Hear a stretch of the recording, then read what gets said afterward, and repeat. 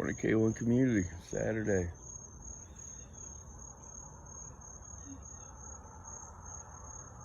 It's a beautiful day. I believe the Lord woke me up today, like He does some mornings, not most. I got up just for the 1 minute. I could look out and see through those gray clouds and see the sunrise.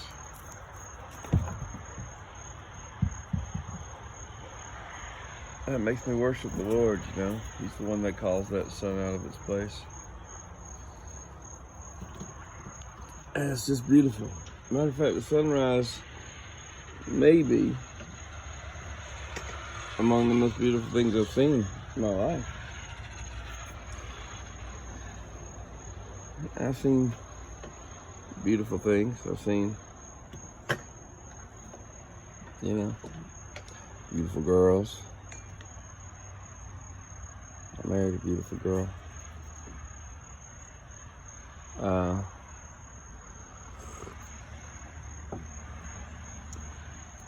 I've seen beautiful things. Coast George, I think, is the most beautiful thing I've seen as far as places go.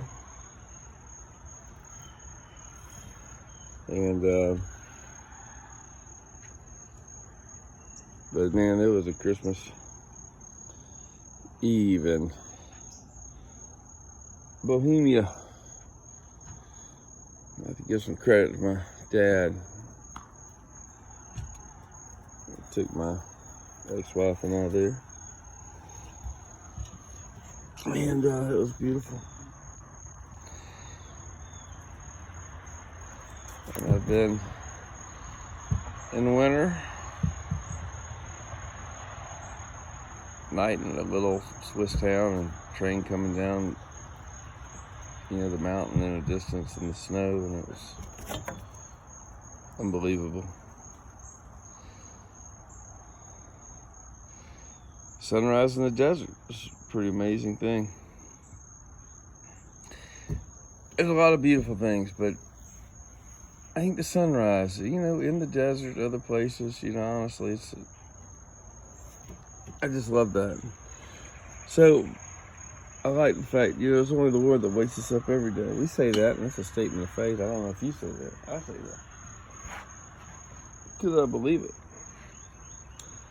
How do I believe it? I'm utterly convinced of it. We don't get a day unless the Lord gives it to us. And everyone's a gift. So,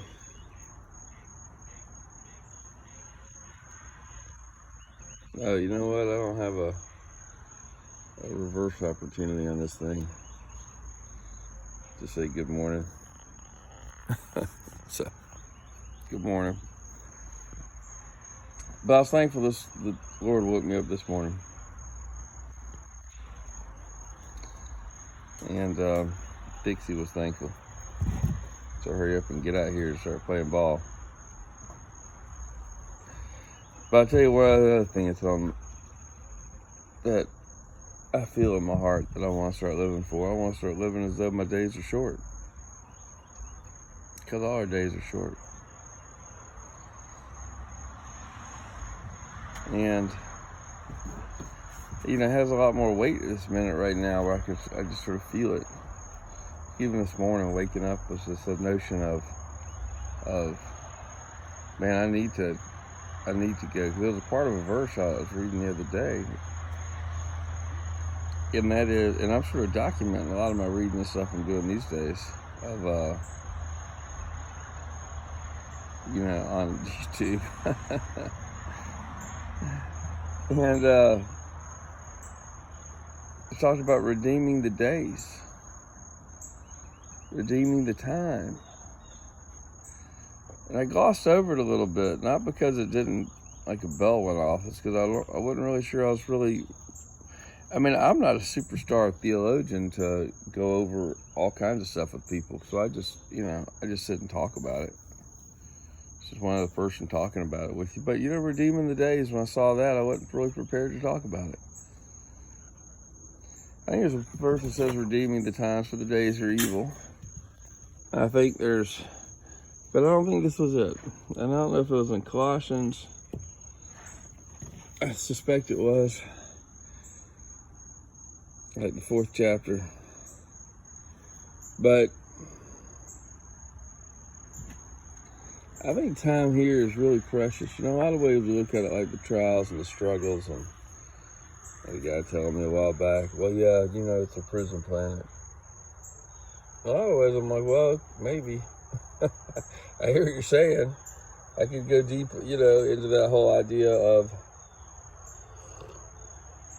the condition of a human soul and why we're here. And, you know, I certainly heard some people talk, well, we are angels and we're the ones that come here to sort of be proven, to be sort of redeemed. I don't believe it. That's not the way I see it. I think there's a substantial difference between a human and a angelic creature. But, you know, I could be wrong, I guess. I don't think it's a prison planet. I think it's just the opposite. I think that we're given a rare opportunity to experience the Lord out of not knowing Him, you know, out of this world, and then we get to share, like Paul says in his. Paul says share in His suffering,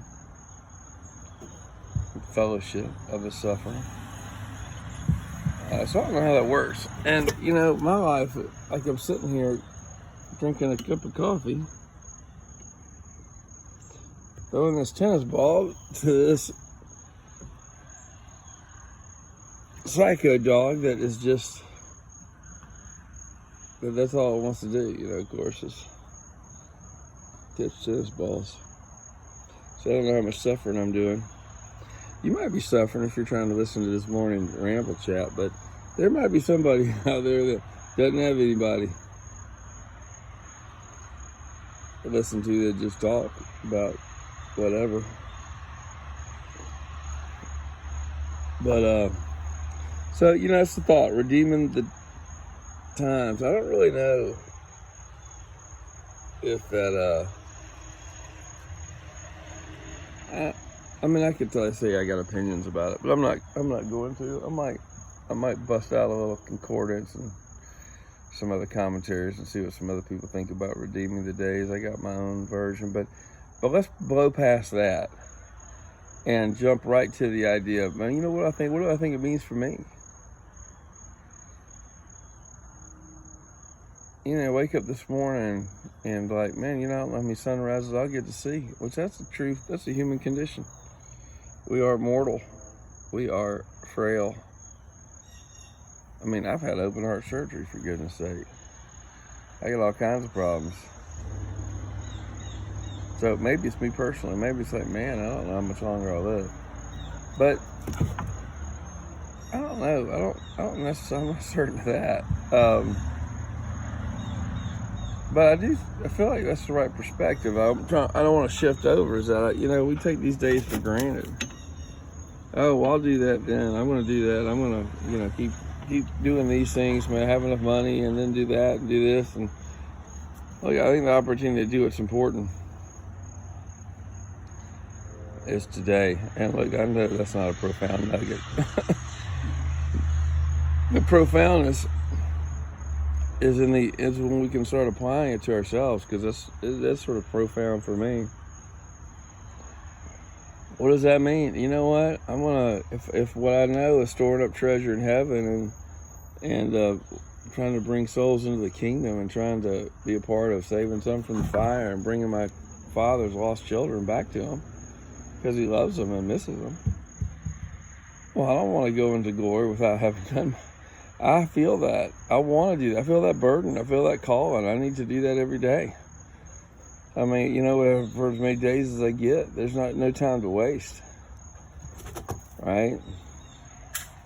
And plus, when I look back, I don't want to look back and think, man, gosh, I had this time to share this mystery. And that's how we're ministers. if you understand the mystery to whatever extent you do understand it, surely we don't really completely understand it, that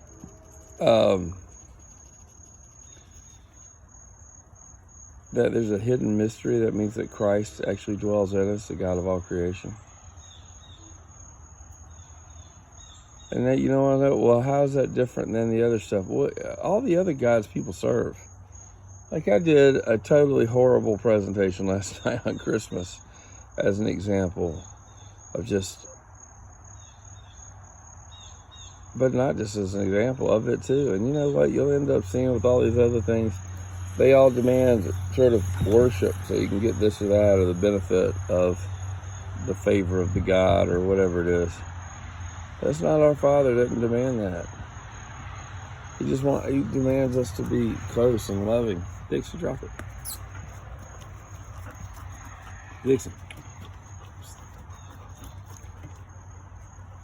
This dog is funny because she'll come up here and instead of just dropping a lot of time, she just wants to chew on that nasty tennis ball. I'm telling you, all her tennis balls are nasty because they're slobber balls. So she slobbers them up. I'll drop it. Yeah, I know. You gonna give it up? Dixie. Drop. Here's how well trained she is. Drop. Yeah, it was tough for her right there. All right. So, that was a distraction moment. That was your bathroom break right there. Just get some more coffee break. Anyway, there's things I want to do. But, you know, and it's we live in a world where we serve all kinds of things. We serve the clock. We serve our career. We serve, you know, our jobs that we only do. You know, some folks only do their job because they get paid. And hopefully some good comes out of it. I get it. And I understand why they call it a prison planet, too. Because it sucks a lot of times. But as for me, I want to serve the Lord with the days that I have, and to the greatest extent I can. You know, I want the most saturation, you know, in my life. I want the most penetration. I want to go ahead and spend everything I have now. I don't want to have, as far as my time and intent goes, as far as my love. Another part of it that really made me, I was thinking about this morning, watching that little peak of a sunrise earlier, is I need to really guard my tongue, you know. I need to be about love. You know what? I feel like I'm apt to fight a little bit. Push back hard. Try to champion a principle, even if it means not using the kindest words. Well, that doesn't seem very smart. That doesn't seem very smart if the time's short. Do I want to put, because a lot of times teaching a principle like kindness or what is somebody else, or something I want my kids to have, like to not complain or something, which my kids aren't really complainers at all, but just as an example. Well, it takes about 1 million little pebbles, right, to teach that don't complain over a long period of time. And it's really it's super important. The fact is, they have a lot of that. And so, do I really want to push hard? Do I really want to hammer that pebble in so hard that it is uncomfortable sometimes to get pushback? That like using that one. Like if someone thinks you're complaining. If I was going to address the complaining, well, I got to hammer that thing now. And I might possibly make the point of complaining, possibly. Or at least be a witness for that truth of it. But at what cost? You know what the greater thing is? I just love my children. Oh my gosh, my two boys. They'll never listen to this, so it's no worries. But I mean, joy of my life. Joy of my life, beyond that even. Do I really want to hammer on this, guys? Well, on one hand, I'm like, yeah, I'm willing to pay the price because I want to have the fullness of this joy in the Lord, you know. It's worth any price. But there's a counterpart too that's, you know, maybe a lot of the lesson that needs to be taught. It's not going to be me teaching it. You know what I mean? So maybe with time and circumstances change a little bit. You don't have to hammer to get that little pebble in, you know. You just dropped right in, you know, under the right circumstances, you know. Like if the wood's wet and it's swollen, we'll give it a minute, it'll dry, and, you know, I'm not even going to use the illustration, it's such an obvious point. So anyway, that's my thinking. Where am I going with the time? Well, the time really is about the Lord. He's the one that woke you up this morning. He's the one that woke me up this morning. His beauty's right out your door, just like that sunrise. And he's the only one that gave you this day. So in the middle of that day, you know what? I'm going to give my days to the Lord. Well, that doesn't make sense. No, if the Bible shows you, read the book of Acts, it'll tell you what the Christians did. And I'm not debating the point. I'm offering up this point of freedom to you. Go preach the Lord. Go speak to people about Jesus. Go store up treasures in heaven for yourself. Don't be so focused on the treasure of this world. It's going to end up being to your shame. All that stuff that's wood, hay, and stubble, we're going to have to sit there and watch it burn. That we put so much into, and then all that gold and silver and precious stones that we could have converted that stuff into, we're just not going to have it. We're going to be poor. That's right, in the kingdom to come. You heard it here first. You can be poor. So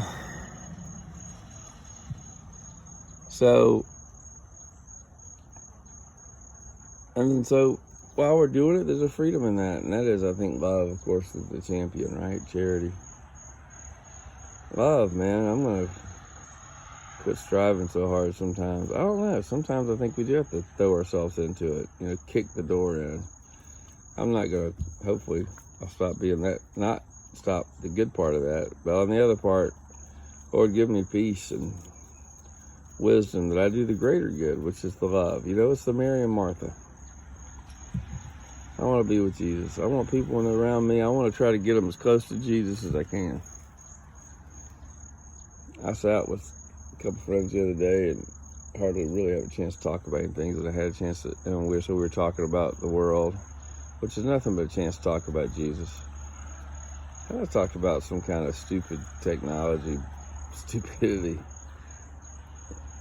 You know what I mean? We have these opportunities to speak about important things with people who are important to us. Instead of talking about what's important about, man, God and his glory and what's good and how he's, you know, and witness. That's what we got to do. Here's what God did for me, kind of thing. Here's what I read in the Bible. This is what I think about God. Let me just share it. Just witness. Just testify.